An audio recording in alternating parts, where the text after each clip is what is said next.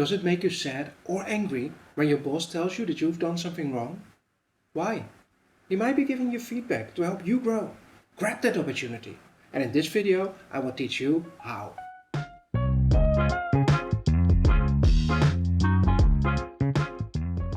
Hi, I'm Winfred. And as a coach, it's my passion to guide as many people as possible to more success and happiness. Therefore, I want to share valuable knowledge and techniques that will help you to improve your success and happiness. How to deal with feedback is one of those important techniques. It will open up a whole world of growth for you. I have divided this video into 6 chapters to make it as easy as possible. Okay, let's do this. Before I teach you how you can deal with feedback, it's important to know what feedback is. Feedback is information about a person's performance of a task used as a basis for improvement. Allow me to explain it a bit more. The focus on improvement means that feedback is meant to help you to become better at what you do. It helps you to grow as a person and a professional. There are 2 kinds of feedback: positive reinforcement and constructive feedback. Positive reinforcement is something you love and need. It's about something that you did well and the other person wants to stimulate you to repeat that behavior. It is a positive experience for everyone. It is very different with constructive feedback. You often experience this as negative, because it's about behavior that needs improving.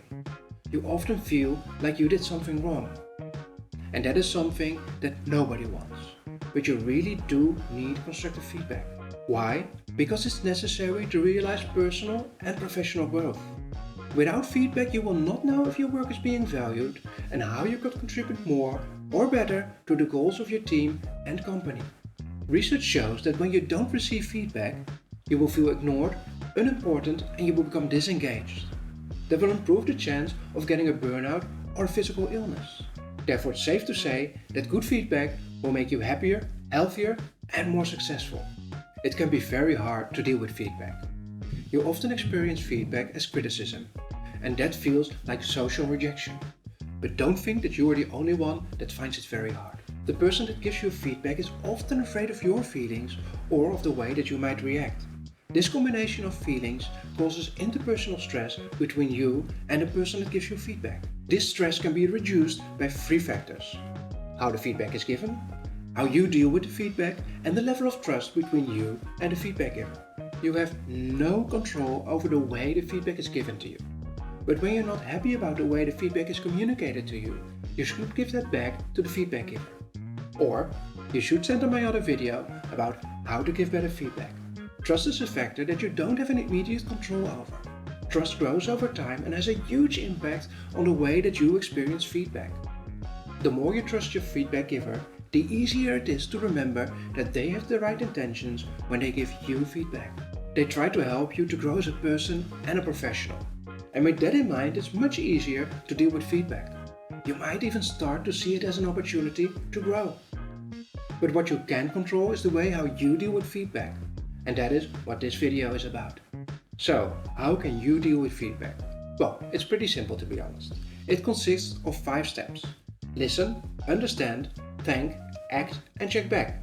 Let's go over each of them. 1. Listen. Listen attentively to all the feedback. I know that's difficult, but don't interrupt and absorb it all. Make notes if it helps you to remember everything about the feedback. 2. Understand. To understand the feedback, it has to be clear and specific. Therefore, you should repeat what you have heard, and you should ask for more specifics about your behavior if needed. Ask what you did well and what not. This will clarify the feedback further till the point that you will fully understand it. When you want to know more about how to communicate and about what questions you should ask, I recommend you watch this video about communicating. 3. Saying thank you. Always thank the feedback giver for the feedback that they have given you. Remember that they mean well and are trying to help you. This will also reduce the interpersonal stress between the 2 of you. 4.